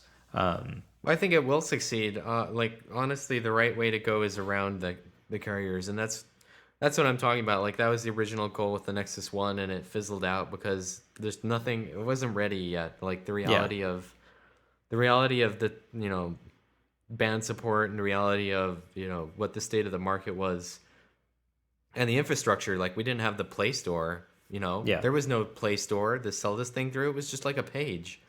Yeah. So now people have sort of, at least become somewhat accustomed to buying maybe the Nexus 7 through the Play Store, maybe the Nexus 10, maybe the Galaxy Nexus as well. So it's not as much of a shock, and it's not as much of a this is never going to happen thing.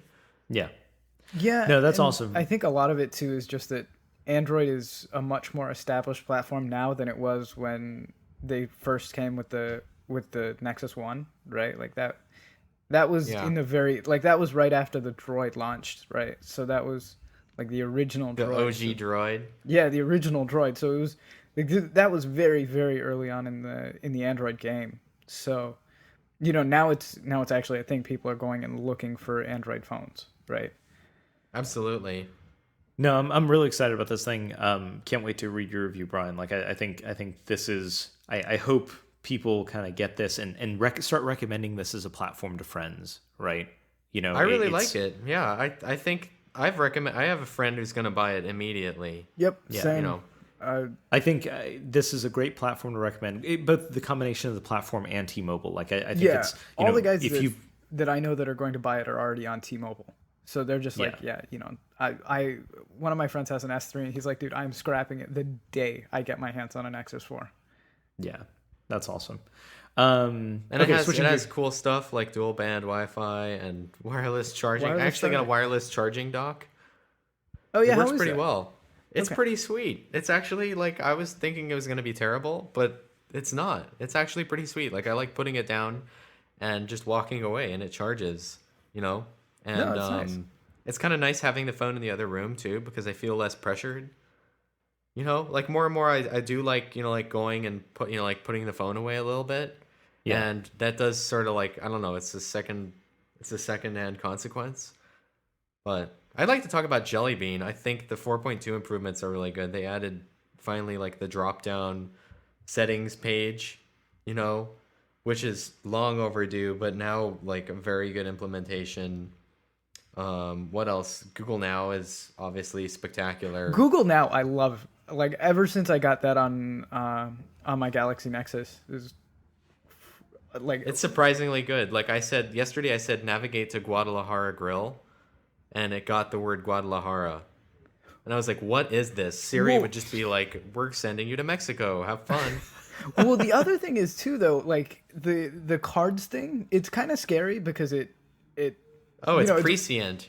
Yeah. It's reading your mail and stuff, but like I've had people send me like I was supposed to drop a friend at the airport, and she sent me the link to the flight confirmation, or she forwarded me her confirmation email, and 2 hours before I was supposed to go drop her, it actually showed up on my phone, right? The flight, what time it was leaving, Yeah. and what time it boarded. And I was like, that's awesome. I didn't tell it anything. It just showed up in my inbox. So, And again, the Google execution there is just going to be so much better than Apple's because this is like their core competency. well, and it's also tied into Chrome. So if you search up like a restaurant on Chrome on your desktop, right? Like, or laptop, or your browser, it'll show up on your phone if you have Chrome signed in or whatever, right? Yeah, yeah. Like, so I'll have restaurants that I look up on Chrome show up on my phone on Google Now, that's awesome, right? Like, it's without There's thinking, a lot of stuff happens. very well executed things there. Like, I'm just always impressed by how well it does with the voice transcription. Like, I have a sentence that's kind of off colored that I try with every like voice to speech engine, and the Google Now gets it. So we've passed my test finally. Yeah, it's a very strange sentence, but it parses it magically. I'm trying to think what else. I mean, it's like it's not a big update, but it's definitely an update that includes a lot of, important improvements, like Miracast. Even though I'm trying to get Miracast working with this Netgear endpoint that Ganesh said would work, but it Right. hasn't quite worked yet. And so I don't know whose fault that is, but I'm still working on it. And then it's got the HDMI and DisplayPort out via micro USB thing. Yeah, which I don't have a dongle, and there's not one that comes in the box, so I couldn't tell you how that works. Well, I got an email from, I guess, the company that's making some of those adapters, so I could probably set you up with them to get one. That would be sweet, or just, see how it goes. I'd like to try it.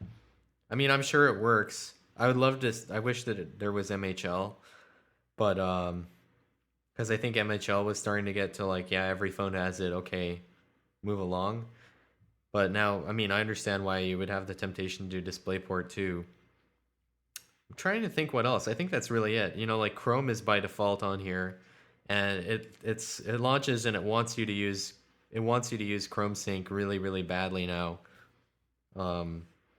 Like it starts up and it just like it prompts you for your password. It doesn't ask you, would you like to use Chrome Sync? It's like, just give me your password right now so that I can log in. I mean, I think that's a key feature, right? Like that's the next stage in all of this is really enabling synergy and easily moving between your devices. It also doesn't hurt that that's a low hanging fruit for getting everyone to kind of stick within your one ecosystem. Absolutely, yeah. Because and Apple then does it with the Safari. camera Right? thing is cool. I actually uploaded. Do you see the one that I uploaded to Google Maps? I've been making a couple and then uploading them to Google Maps, and they get like sucked into the hive mind. No, Yeah, it's really cool. So you can make one of the like what's it called, the photo circle thing. Mm-hmm. I can't remember the actual name for it. Okay, did you put the link up on Twitter? Yeah, I did. I probably and missed it. It's very cool. So what you can do is it's Photosphere. So what you can do is like that's their equivalent of that's their software panorama app, and it's not continuously integrating, but it has like points that it puts, and it wants you to move around, and then it'll take pictures at those points, and then it will stitch them together after the fact, and then you can look at them in a 3D viewer as opposed to just a 2D projection, and or upload those and then view them sort of like Street View style, which is very cool. So that works. I think that's all the major things. I know we have a lot to talk about, so No, it sounded like a good update. I'm actually eager to play around with it. Okay, well that shuts the door on all the Google stuff. New iPads also happened. Vivek, I know you're working on the Mini. What are your thoughts there so far? So I got the iPad Mini yesterday, or 2 days ago, and it's very similar from a spec standpoint to the iPad 2, with A5 R2 and the 1024 by 768 resolution, just in a much kind of smaller and friendlier form factor. It's, in my opinion, kind of the ideal size for iOS. Like iOS just lends itself well to the smaller screen size. I feel like I don't feel hurting for screen real estate or anything, and it doesn't really limit my use of iOS at all. I guess it's my use case is almost the same as it was on my iPad 3. So just having the extra portability is really nice. Yeah, that was my kind of big takeaway from it as well. I really like the form factor. I think it's an awesome form factor. My major complaints are I would like a higher res screen and I want an A6 SoC in there. Yes, right. I mean, I just the thinness and lightness especially is huge, and for holding it for extended periods of time, it's awesome. Yes, and I do really like the design updates. It's same design language as you find in the 5th generation iPod Touch, so that's pretty nice. That's what I really like. It looks like a huge iPod Touch, which is what I always pictured it as, I guess. Yeah. No, I thought they did a really good job with the design.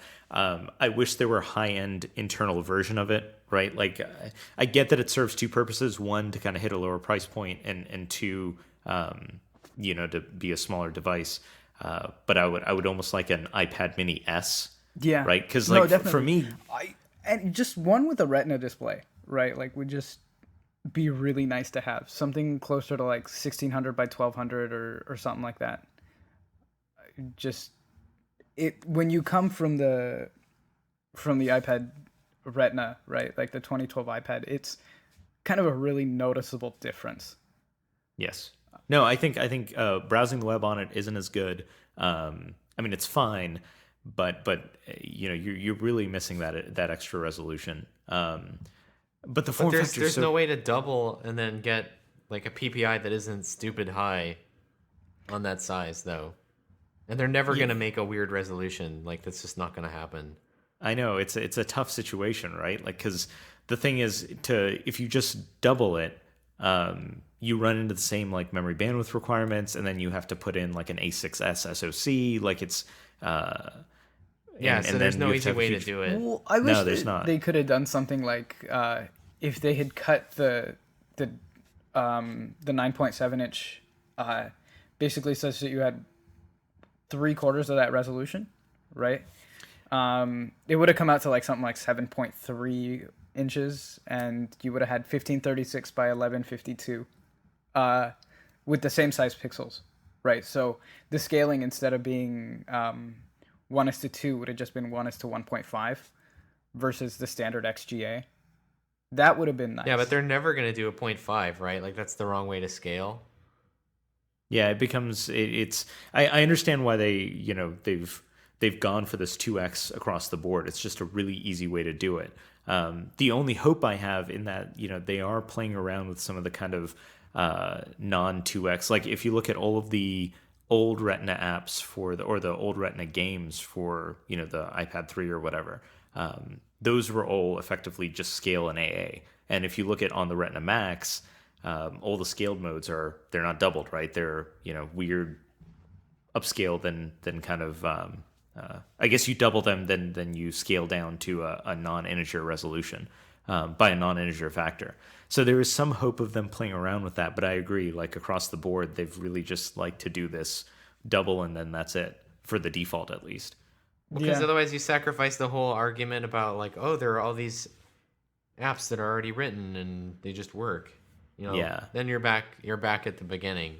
Yeah. Look at, I still have apps on my iPhone 5 that aren't updated, right? I think there's this discussion that always is going on about oh wow, this is the best ecosystem ever. Everybody keeps making new stuff. What you don't hear about is how often they abandon things. There's a lot of stuff that I have that I think is just abandonware, is never going to get updated. So if you move to a different form factor, then you risk all those things that are just abandonware. The dev moved on, like the life cycle of an app is like 6 months, it seems, while Yeah. we're actively, like talking about it online slash like it's, unless it's something very special, right? That's just me. Yeah. I don't know. No, Has I think. Sorry, go ahead. Go ahead. No, I agree. I don't see that there's much hope for a higher res version anytime soon, which is unfortunate. Like I think that's that's in my mind what keeps this from being kind of like a perfect device, right? Faster SoC, higher resolution. But personally, I tend to prefer that form factor even to the big one, especially because Apple seems committed to this thicker size, heavier weight, in even the fourth gen iPad. Which is surprising. It is. I think what'll be really interesting to see is what happens next generation, right? If they try and shrink it at all, but you can't get around physics, right? They're still going to be at 28 nanometer. They still are driving a ton of pixels. I mean, 32 nanometer. Oh yeah, sorry, 32. But yeah, it's if that's where the big iPad's going to be, I'm going to kind of prefer the mini one, right? Like it's Yeah. On the flip side, I do find myself still double tapping to zoom in to read full desktop web pages, which I don't have to do as much on the bigger version. Yeah, that's true. I mean, I actually earlier today was in Kindle, right? Just reading, like I don't even remember what book it was, but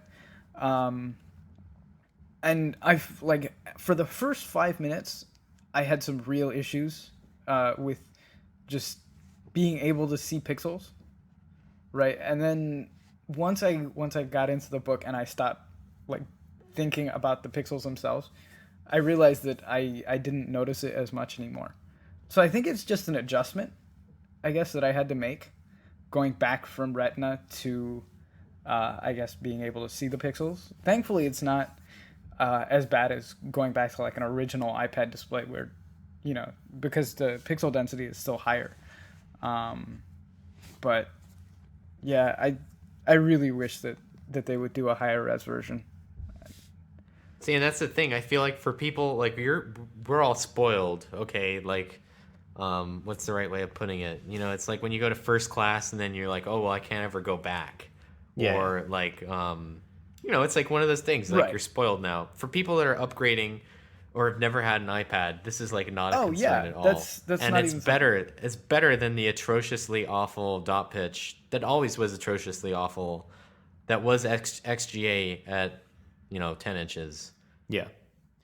I think the other important conversation around the Mini is how does it stack up versus like Nexus 7? I think this is still where you fall into that how important is iOS to you discussion, right? I think ultimately if all you want is something that is a tablet that browses the web, you can definitely do that for less money, right? $329 isn't really cheap, especially when hey, there's going to be an A6 version 12 months from now, right? Like it's not a small amount of money. If you're kind of in the iOS and the Apple ecosystem, then I think it's a great kind of device in the product portfolio. But if you're looking at the cheapest way of getting into kind of a small portable tablet, I think the Nexus 7 still has room to exist. Yeah. Oh, yeah. I mean, the Nexus 7 is basically the best tablet that you can get for $200, right? No real question about that. The way I guess I view the iPad Mini in a kind of different category because I look at it versus the other iPads. Yes. And not necessarily as much versus the Nexus 7. I know that Apple made a big deal they're totally different. They're totally different. Which is why one is an 8-inch tablet, one is 7. Like, let's just start there. 7.9 the is aspect not ratio 7. makes a big difference, right? Between 7-inch 60. Yeah, that's what I found really deceptive about in their here, look at how much screen real estate we have thing. Yeah, the aspect ratio is totally different. I was like, well, okay, let's just gloss over that, It's actually, it was really weird to me that they made a big deal about comparing the iPad Mini to the Nexus 7 at the launch event. That was something I was kind of like, okay. Well, it's a competitive market, right? Like you have to remember. That's what I think. You look at The only time you mention the competition, because Apple doesn't really do that on the Mac side, right? Because that's like that market is just theirs. But here and on the iPhone, like these are markets that aren't very mature, that things dramatically change within the course of 1 year, or they can. And I think they're just defending ground, right? I think that's where all of this is coming from. Absolutely. Yeah, I think it's really obvious. Like, when's the last time they've done something like this? And I think somebody replied back, Windows 7 and or some Windows. So, and it was like in the context of OS 10. Yeah. So I think that says everything you need to know. And also their LTE SKU isn't here. And I found it disappointing personally that all of them are the same, basically LTE slash RF architecture as the iPhone 5. Like I was hoping maybe one of these would have something really, really crazy, but it doesn't appear that way. No, because I think it's tough, right? I think both of these are among the lowest margin, Apple computing devices out there, because they're not subsidized and they all start at relatively low price points, given the kind of hardware that's in there. Yeah, I guess that's why I'm kind of still a little bit disinterested in tablets, is that you don't always see the latest and greatest there, right? Like I No, don't they see the latest always, and greatest camera on a tablet ever, yeah. you know. Well, And they always also, end up, the iPad with Retina display, their preview. So this is another thing I noticed between the Nexus 10 and the iPad. The iPad camera preview is like almost native. It's very high, but it's not quite native. But it's like 5 FPS. Like it is definitely not fluid. yeah. And the Nexus 10 is nowhere near native, but it's fluid. So it's just interesting to see these trade-offs being made in real time. So let's talk a bit about the new iPad then. So iPad 4 retains all of the chassis of the previous Retina iPad, A6X SoC, so two Apple Swift cores running it up to 1.4 gigahertz, brand new GPU. So four PowerVR SGX 554 cores versus 543 MP4, which was in the previous design, and 543 MP3, which is in the iPhone 5. Going to 554 basically gives you one thing. It doubles the number of ALUs per core. So that's how Apple's getting its double GPU performance. They're also likely playing around with clocks a bit as well as they move to 32 nanometer here. You don't get any more ROPs. You don't get any more texture units.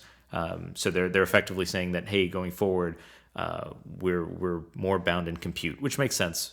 If mobile graphics follows what PC graphics has done, we'll see an increased focus on compute now going forward. But that was kind of an unexpected introduction on the SoC. I wonder if that ends up being a one-off thing and we see Rogue next year, the next-gen PowerVR architecture, or what ends up in iPhone 6, right? Does that maybe go to 554 and we just see Rogue in the tablets, or does everything go to Rogue next year? There's a lot of kind of interesting options at that point. But otherwise, it's the same display, the same basic chassis, stuff like that. Battery life, I'm running through tests now. So far, it seems like there's a bit of improvement. Video playback seems much closer to the iPad 2.4 than it did to the third gen iPad. But like I said, still running tests there. Before we move off iPads, any last comments on Apple's tablets? Does the iPad 4, I guess, or the fourth generation iPad, make any significant usability changes, or versus the iPad 3? Usability, I mean, it definitely feels faster. There's, like I said, a little bit better battery life. But fundamentally, the chassis is still the same, right? So you have all that extra weight. It is, it's something that you just kind of still have to deal with. Longer charge times, stuff like that. I mean, It's a very iterative improvement, it seems like. But at the same time, well, why break something that's clearly selling a lot? Yeah. No, I mean, I thought, look, so the thing is, on the GPU side, you want to talk about, improved usability.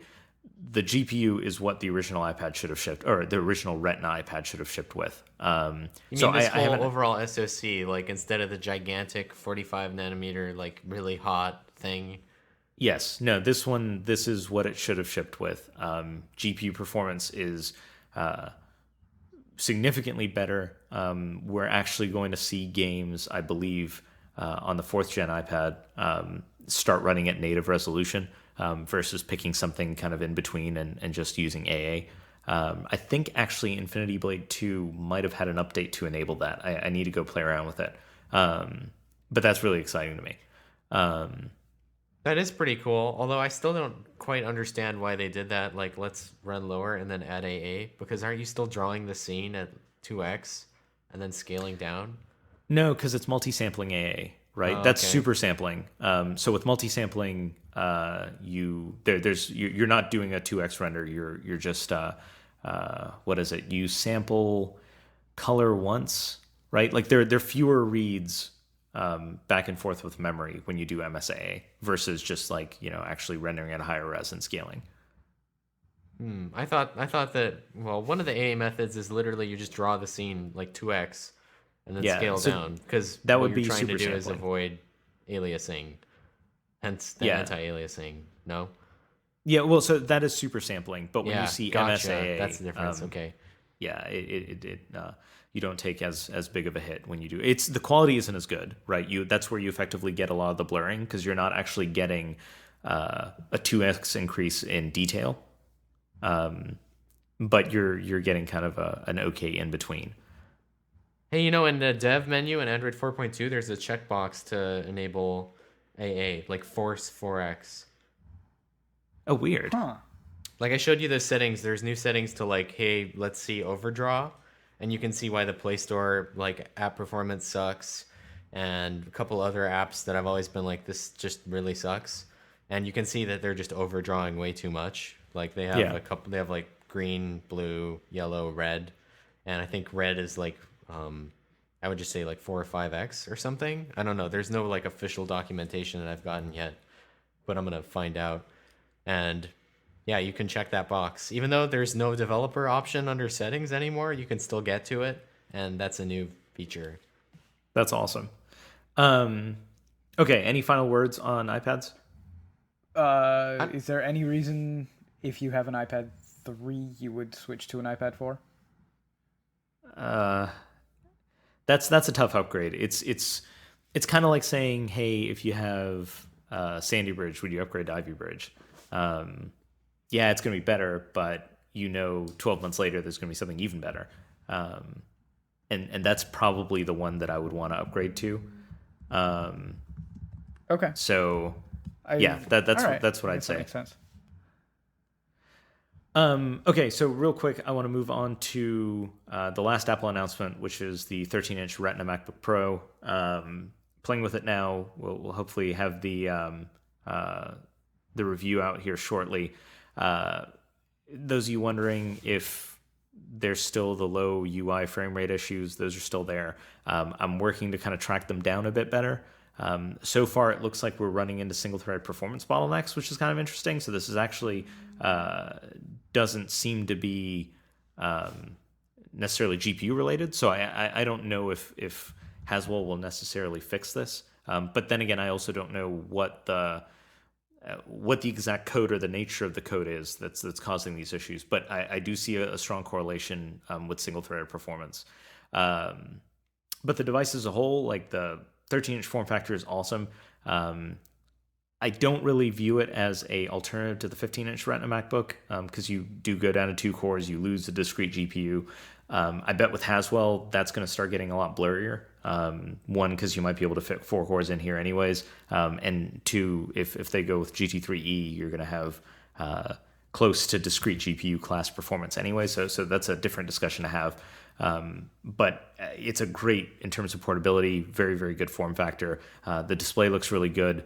I was more impressed by the 15 inches display. And I don't know if that's, Brian, like you're saying, hey, now I'm spoiled and this is just now expected. But overall, the display still looks really good. The machine is very well executed. You just have to deal with the fact that, UI performance is not, it'll drop well below 30 frames per second in just doing things like scrolling around Safari. One thing I'm going to try and do is kind of build a test case So we'll have like a repeatable metric that we can use across all of the Macs that we look at to kind of measure UI frame rate performance as it improves. But yeah, I mean, I was using someone's Sandy Bridge MacBook Pro on this past trip I was on, and the UI felt so smooth, and I was like, "What is going on here?" And then I Oh remembered man, that that's so bad. it's, I mean, it's just an issue. I don't know. It's clearly something that Apple is doing within OS 10 to make OS 10 look like OS 10, right? It's some, I don't know if it's anti-aliasing, I don't know if it's scaling, I don't know if it's a combination of everything. It's clearly related to pixel density or to total number of pixels, and it just wreaks havoc on a single core. So as future architectures improve single-threaded performance, you will see those frame rates go up. And as Apple does more on the software side to maybe shift some of those workloads onto the GPU, like it did with the Mountain Lion upgrade, you'll also see those frame rates go up. But it's just a fact of life at this point, unfortunately. That needs to get better. Like, I don't understand why. Even the Retina iPad, when I scrolled that in the store, it was clearly not as fast as the iPad Mini. Yeah, that's it's just a ton of pixels, tons of memory bandwidth. And that's actually really complex on the mobile SoC, right? Because you have a finite amount of memory bandwidth that's actually not all that great in terms of usable memory bandwidth. And you have to share that between the CPU and the GPU, which both have to do, like when you're scrolling, right? The CPU has to do a lot of work, the GPU has to do a lot of work, and they have to kind of load balance that memory bandwidth. And my belief, I haven't tested this yet, but I bet the X version of Apple's SoCs actually cap maximum CPU bandwidth, memory bandwidth to the CPUs in hopes of kind of maintaining smooth UI performance and giving the GPUs what they need. I'm betting that's the extension of why we see the memory interfaces like butt up against the GPUs laid out that way. Exactly. So I don't know. I mean, it's we went from basically just pushing or driving 10x7 and 13x7 screens for so long, and now we're just saying, okay, we're just going to do 2x that at least across the board. Get with it. And I don't think anyone's roadmaps were aligned with that transition, right? Like even even Intel's roadmaps, I think Apple pushed them to be as aggressive as they are today, and they're still a little bit behind the curve right now. And so I think that's and even if you look at all the other mobile SoC providers, no one's even pushing. I mean, NVIDIA's still on a single channel LPDDR2 interface, right? Like I think this caught everyone by surprise. Well, 5250 is able to do it decently. Yeah, I think that's Samsung learning very, very quickly from Apple. I think they've been studying what's been going. I mean, they've been making the chips, right? And I think they clearly see that, hey, look, this needs to change right away. And then they also have like a completely different cost structure, right? Samsung is very, very okay with operating on low margins. They don't really ship chips to a whole lot of non-Samsung vendors. They have kind of this motivation to build a bigger device. And they definitely have the profits to kind of back it up. Whereas you look at a lot of the other SoC vendors, they're not making a lot of money from this space yet still. So it's a little different there. So closing up on all the Apple stuff, Brian, you got a insanely awesome piece of hardware now. Yeah. Part of that in the iPhone review, I was going to have a section on cases, and because I had tried a bunch of cases, and I'm the only one that likes cases, apparently. Like, you guys both run your devices naked. Well, I got a case for my 5. Okay. Yeah. Well, but traditionally, you guys have always been like, oh, don't do a case. That's awful. Yes. Like, you live daringly. I don't. Yes. I'm not as daring. Plus, I'm OCD about little scratches. So I tried all the cases, and when that device launched, there were very few. In fact, there were none in the Apple Store. The only people with cases were the carrier stores and online. Best Buy. So, but I don't like going there. So I do my best because they outgas in the store and it smells bad. But so anyways, I tried all the No, I'm serious. They Of outgas all in the reasons store. to not like Best Buy, really? Well, Wait, I I mean, don't that's one of understand. the reasons is that it smells terrible. And you're like, well, do they shampoo their carpets? Like, this is a store. Come on, guys. But no, that's not the reason. The reason is outgassing and all this electronics. Do you know, like, Target outgasses in a warehouse? This is Wait, like an important supply chain thing, right? And it I'm affects not my familiar with this perception when I term. step into your store. What is outgassing? I've never heard this term Neither before. Oh, have I. really? Are you Yeah, serious? Okay, so yeah. like like electronics, like we have outgas. Like there are volatiles that are, just like become vapor and like rise off. So specifically with plastics, like a new car smell, that's outgassing. Or like when you open up a box with your fancy new like motherboard and it smells weird, that's Yeah. outgassing.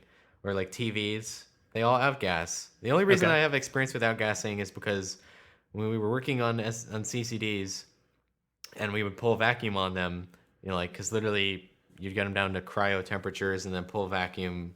Um, they would outgas even more in a vacuum and then deposit like yuck all over the place, like all these volatiles, oils, you name it. So when you're running a store and you're taking inventory out of boxes and like shipping things, you need to. This is an important thing to worry about, and different stores have different ways of handling it. So to keep costs low, obviously you don't want to have a warehouse where you just put things for a couple days so that they don't smell too bad. You just put them right on the shelf. But as a result, Best Buy smells terrible. And now that I challenge all of you to like pay attention to this, and you'll notice a difference. Like go into Target, it doesn't smell awful. Go into Walmart, it'll smell one way. Go into Best Buy, it'll smell a different way, and it's outgassing. Interesting. Yep. I've never actually noticed that. Now, the Walmarts near me smell really bad. But so I think that might be an unrelated issue. But I have not noticed a particular Best Buy smell. So now I have to like go and sniff all the Best Buys. That's the reason, and it like on its own, it's like new electronics smell good, but obviously when you mix them all together, it's like colors and it's like brown equivalent smell. So I'll leave you with that imagery. Okay, You make so me glad you that I do gotta, all my shopping online. yeah. Okay, so you were frustrated with case availability, but you got something cool. Yeah, sir. I tried all the cases, and I'm still gonna do like a roundup. But I got one of the cases that was sort of like pitched to me later via email was the Element case. Like they made like the Element Vapor case for the iPhone 4 and 4S, and they made one for the 5, which is called the Sector 5, and it's like aluminum. It's like 6061 aluminum. It's got like this ultra. It's got this like suede back thing and it's metal, like it wraps around, you have to like screw it in, and it is industrial and it feels just phenomenal, like it's metal. And I think the real reason that I was sort of like pitched this is because of the whole iPhone 4 4S attenuation thing, and apparently this used to be a problem, and they've put some insulating straps in between like the bands and the metal contacts everywhere. So I mean, and that does something. Obviously, you can still detune the thing just by like what metal is around it. So it's not just like a straight. It's not a problem of like you're making galvanic contact or like electrical contact. It's more like what is your antenna tuning doing? But the iPhone 5 has like all sorts of antenna tuning. Like they have a dedicated RFMD antenna tuner block, so they make sure they have a good standing wave ratio. And in addition, with these other improvements, it seems to be really good. Like I've been using it, and I'm super anal about my signal strength, and it's not a problem. And at the same time, it feels ridiculous. But the downside is that it costs $150, like 145. So it is definitely like not a normal case. But it looks so cool. So I don't know. I'm sorry. I was so pissed when I had to pay $30 for a case. Like $150 for a case is just, it's on a different planet. It's obviously a status symbol. Like this is obviously not, like I don't know how much protection it affords, to the front or the back. The back, the suede is cool. The front, you still are like you need a screen protector. And around the edges, it's metal, so that's good. but it's not going to necessarily absorb an impact like rubber. So, but it's definitely like a status thing. Like it looks so weird. Oh yeah, I can imagine. It looks so cool. I It looks really radical. But I was more interested, yeah, in the antenna tuning performance stuff. So I haven't like sat down and actually measured it, but subjectively it seems okay. Well, that's good. So that actually wasn't the ultra cool thing that I heard you got. Oh, yes, what's the the other other cool ultra thing? cool thing. Yeah. The other ultra cool thing is that I got Anritsu has loaned us a MD8475A signaling tester, which is a base station emulator. So we can emulate basically every air interface ever and test performance characteristics of every phone, either in a screen box or with like antenna leads, and test like how it performs in different fading scenarios. Test maximum performance on LTE. So like we can do 2x2 at at 20 megahertz and attach devices to it. So, and as well as test DCHSPA plus, single carrier. We can test 1x EVDO, all this stuff, voice, SMS. Like this is a real industrial test equipment. Like it is a huge box. How big is the box? I'm sorry? How big is it? How big is it? Really, you need a picture to like understand the size, but it has a computer inside. Okay, all right. So it's like It runs bigger Windows than 7. It's bigger than a desktop. Yeah, it's bigger than a desktop, and it's got end connectors on the front, and I have various connectors, and I've been playing around with it, and it's crazy. Like literally, you can just simulate whatever you want. Like just name a band, plug it in, you're good to go. Or put your phone in the screen box, and there's a test sim, and so this is going to enable us to do all sorts of crazy things. Like we can run battery life tests and control the uplink power. Like we have the full power now to control what's the TX power from the handset, because that gets set actually at the network level. Like the phone doesn't necessarily decide what transmit power. The network tells it what transmit power. So we can do all sorts of things like control what the field is, control our DRX cycles. I mean, we can get very low level here, debug, like biggest thing for me actually is actually being able to see what the UE or the user equipment capabilities are signaled as. So like when the device attaches to the network, what the capabilities are in terms of both, like categories, what all it says it supports in terms of features. Stuff like that is impossible to get, and just looking at what baseband is inside doesn't tell you, because it depends on what software and the filters and the power amplifiers and all these other things. What is the end result of what the handset or the UE is capable of? And now we can finally see that information. So it's like simultaneously it's awesome that we have it. It's terrible that you need to go and buy find a base station emulator to like ultimately know what is supported. Like this is obviously all obfuscated, like nobody knows except for the carriers for some things, but now we can know too. So this is awesome. Like this is it's been like 2 years in the making trying to get one of these. Yeah. How is this not like a huge source of interference though to, just folks using normal, like if you're generating, let's say you're emulating like an LTE signal, how does that not interfere with whatever band and type of LTE that you're trying to emulate? So there can be interference issues, but I've only operated it cabled up, and we need to get a screen box, which is basically like a Faraday cage. Okay. So all the signal is contained within the box. Gotcha. And the other thing is that devices just can't attach to it. Like you need to test SIM. You have a specific mobile country code, mobile network code that are both like assigned for testing. So it's not like random devices are going to get attached to it. Okay. It's actually kind of difficult to get devices that are, like carrier locked to attach, I've discovered, but it's not impossible. So yeah, that's not a big concern. But if you're trying to operate and you don't have a screen box, which is not a good idea. It's not a good idea. But the power that we're operating at is so low that it really doesn't extend outside the room. Okay.